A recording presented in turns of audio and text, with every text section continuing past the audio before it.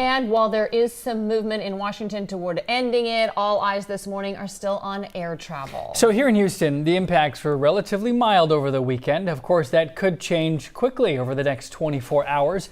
KHU11's Jalissa Garza joins us live from Bush Intercontinental this morning. Jalissa, how are things looking right now?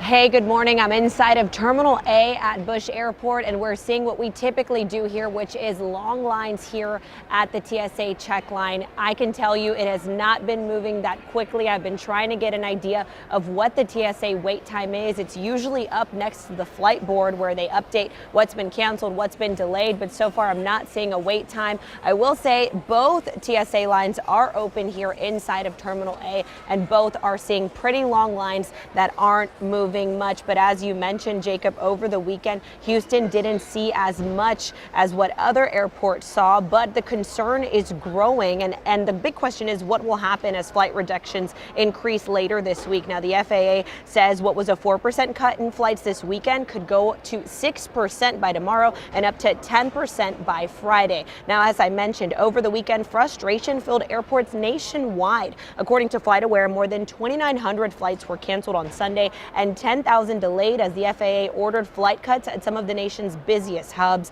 a ripple effect of the government shutdown. TSA officers and air traffic controllers are still being asked to work without pay, and that's led to staffing shortages at some major airports. Officials warn the next few days will be critical, with another increase in flight reductions, as I mentioned, expected tomorrow, then another increase again by Friday, just as the busy holiday season begins. They're the ones that are working 6 days a week, 10 hours a day. You can do that for a couple weeks, but at one point you're going to get burned out. And that's what we're seeing now.